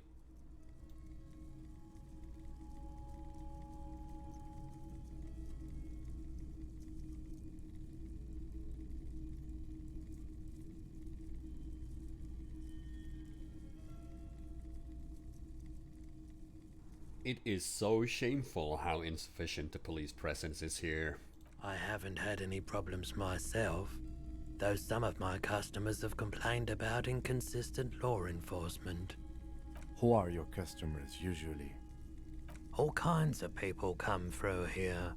Locals, travelers, people looking for a deal, people looking for a keepsake, people who are terminally bored.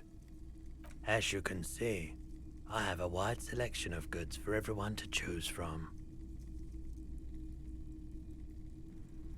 Quite the collection. I may have something to add to it. It keeps me entertained. His attention is drawn once more to the play of light and shadow on the walls behind you. Entertained?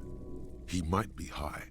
If he is, On what? Oh yes, Drug Brain is chiming in. Is Roy high? And if yes, then what is he on? Perhaps before we go on with that option, we'll just sell the hubcaps. There's something I'd like to sell. Yes, we'd like to sell these hubcaps. The lieutenant steps in and hands him the spinners.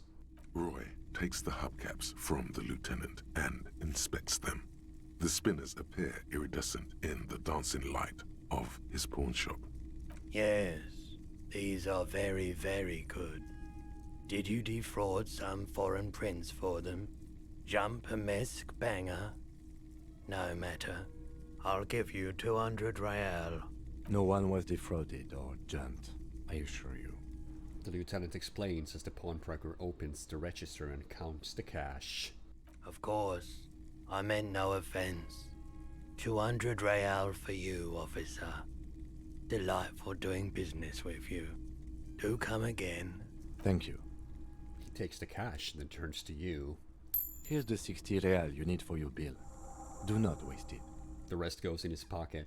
Oh, he actually gives the full 60. We did have 23 and 62 to our name, but he actually gives the full price to reimburse the hostile damages.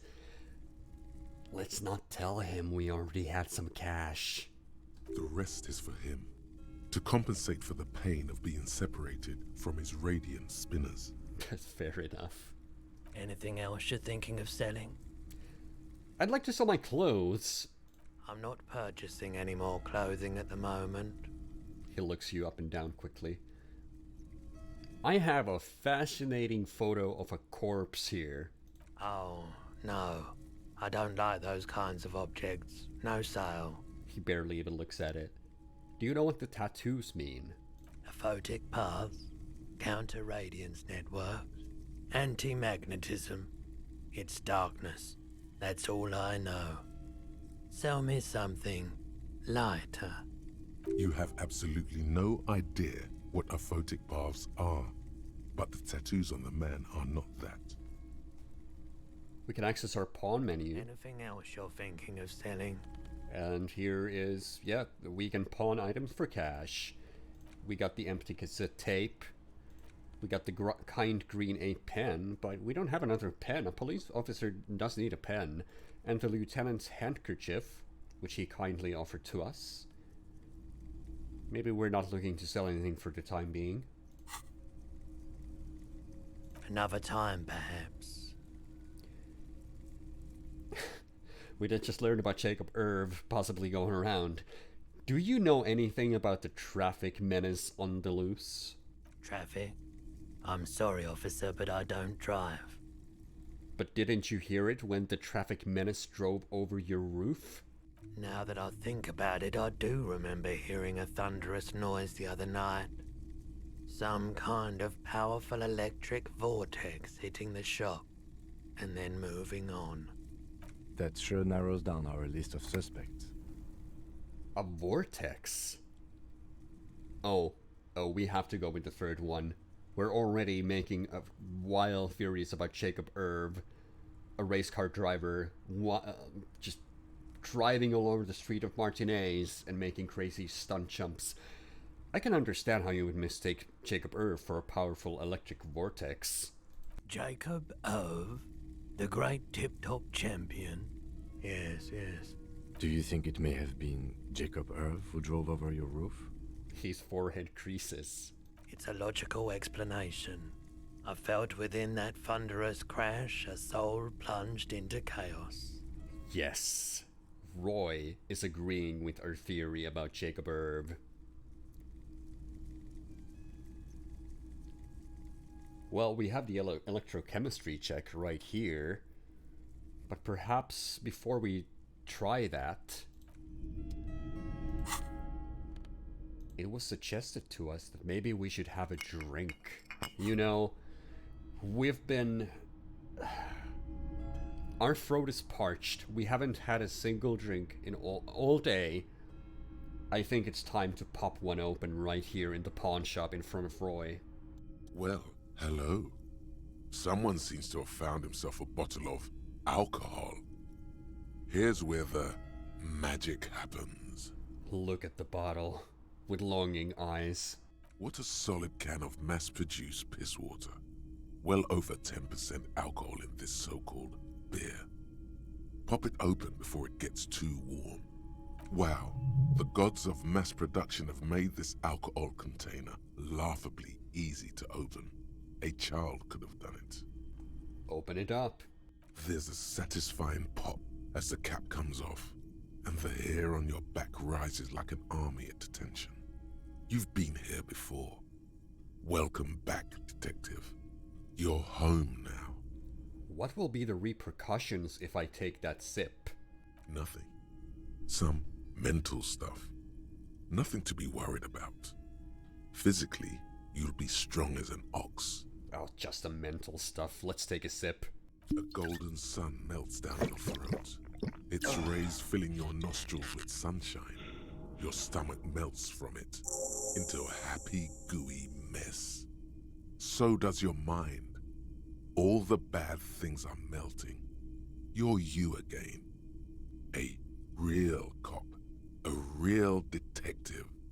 Incredibly well done. Thank you, Electrochemistry. In the bottom right corner of the screen, there's an alcohol button. Alcohol gives +1 to physique skills. Physical instrument, half light, electrochemistry, endurance, pain threshold, and shivers.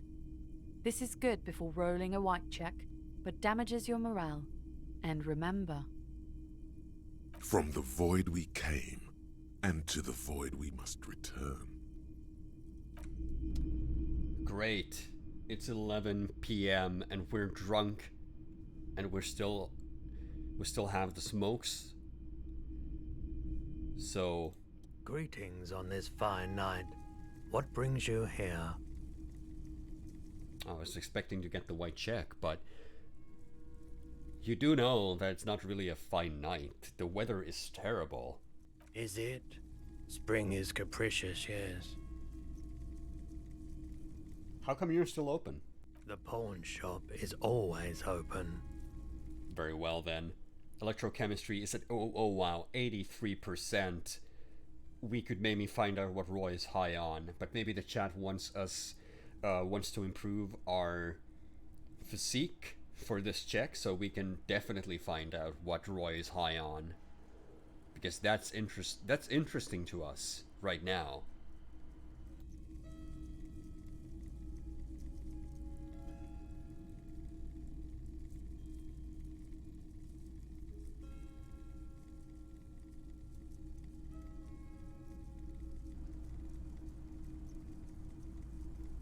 Yes, great. It's lower now. Roy really doesn't sleep, but well, it's still pretty good. Let's go for it. Feeling warm and enthralled by the movement of light, while the mind continues to race forward. Lucky bastard. He's probably on Pyrrolidon. It's tough to come by on the street. Pyrrolidon? What's that? A drug developed by the military to treat and prevent radiation sickness. It has psychedelic side effects, and it makes your eyes turn yellow.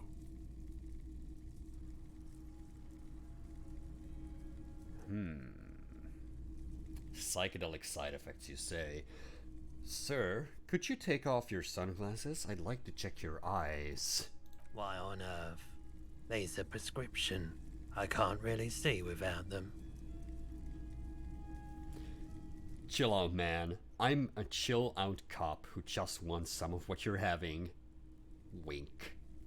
Pyrrolidon is just something since the People's Power disaster. I was with the Emergency Relief Brigade. Had to take it for radiation sickness. He's taking it for mental and emotional, not physical pain these days. What's the People's Pile? A bad idea. Some poor leftist built a particle decay generator in hopes of bringing affordable electricity to underserved communities. It malfunctioned. Radioactive waste everywhere. Probably some of it in you too. The People's Pile was a Type U particle decay generator that failed immediately after entering service, releasing radioactive waste into River Esperance. What is a particle decay generator? A primitive nuclear reactor, also called a pile. Uh-huh, so that's why it would be the people's pile.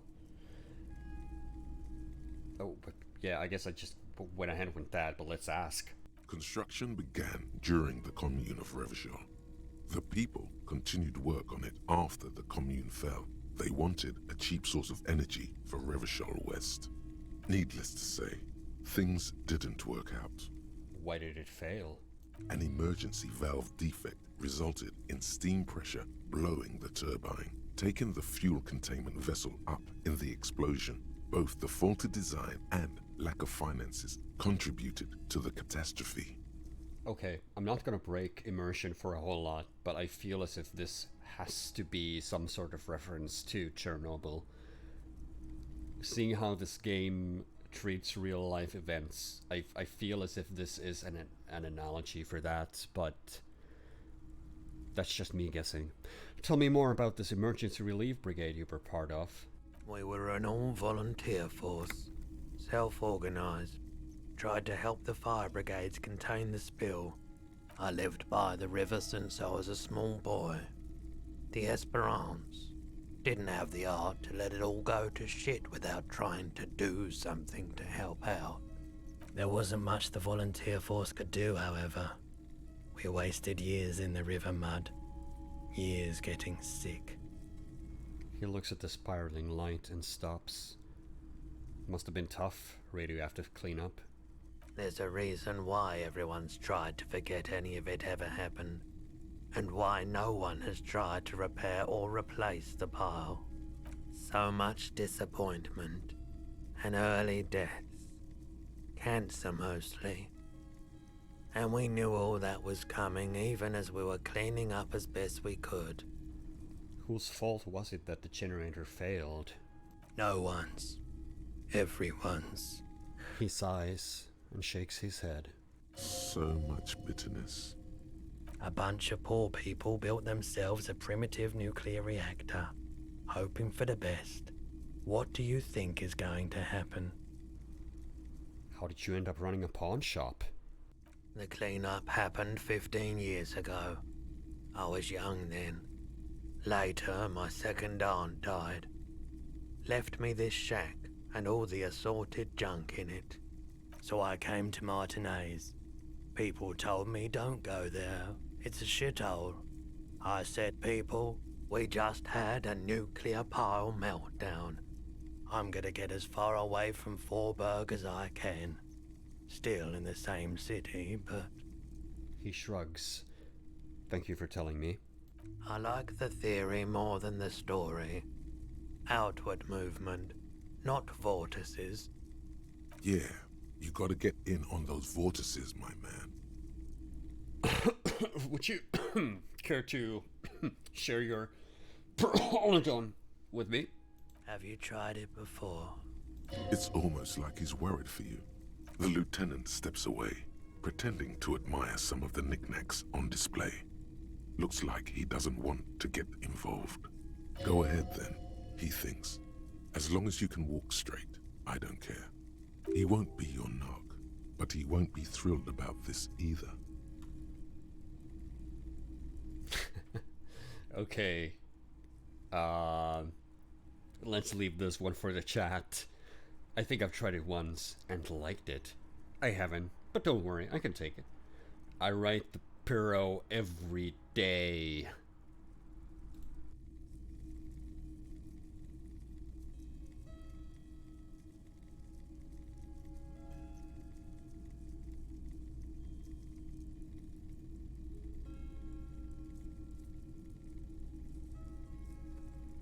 Just about what I expected. That is the Superstar Cop option. I write it every day, man. You don't need to tell me. Every day. You look the part. Here you go, man.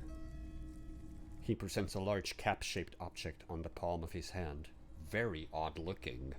Yes, darling. That's the coalition government ordained Parolidon. Straight into your gut. Thanks, man. Of course.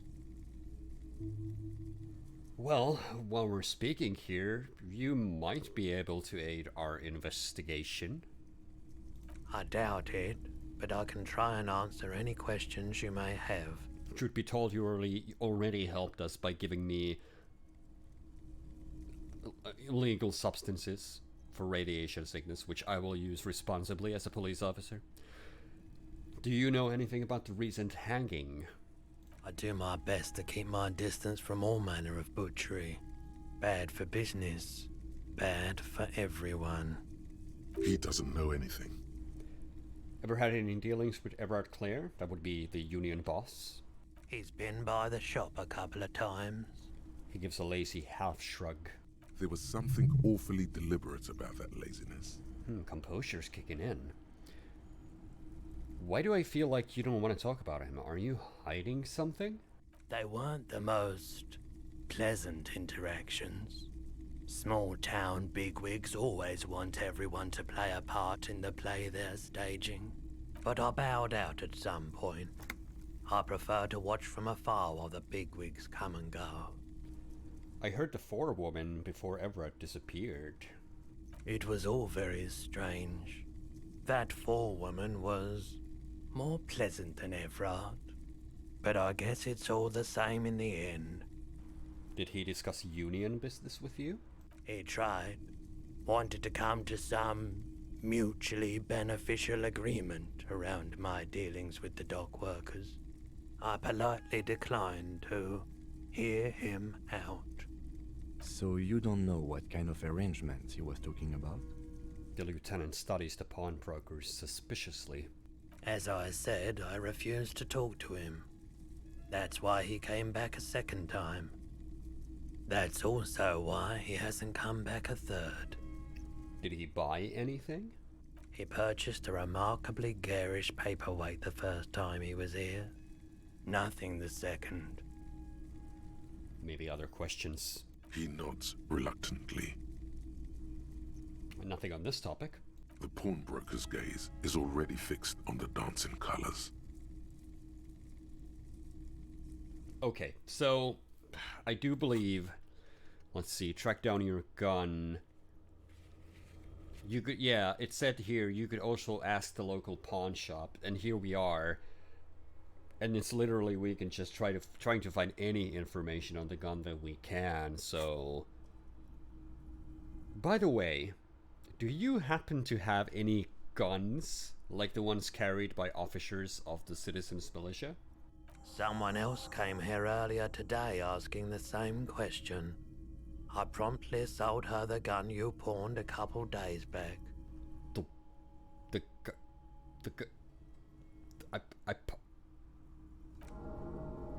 Uh-oh. Gotta heal. And it did feel as if you've met before. Oh God. We just took a hit to our morale because we realized we sold our gun to the pawn shop. The lieutenant shifts from one foot to another, alert. Wait, I sold you my gun? You were adamant about getting rid of it, officer. Said you were undeserving of a service weapon of the Revachol Citizens Militia. And I don't like keeping guns around the shop for long. Off the charts photon emissions. The unhealthy kind. Was the buyer a policeman too? She didn't seem like a policeman. Although she kept referring to herself as a pig. Which was odd. I found her interest in the gun a bit obsessive, but I was just happy to get rid of it, and of her. Truth be told, she was terrifying. Right, so let me get this right. You sold your sidearm, issued by the citizens' militia, and now a civilian is running around the streets of Martinez with it? There are no good options here. Well, maybe the 2 and 3 are somewhat reasonable. There's only one explanation. She must be one of my rabid fans, which is the superstar way to go about it. Maybe she's a vigilante who wants to prove she can do our jobs better than we can. I don't like it either. What if she intends to commit a crime and blame it on the RCM? I'm sorry. I'm sorry I sold my gun. What shall we say, chat? What shall we say to Kim about this?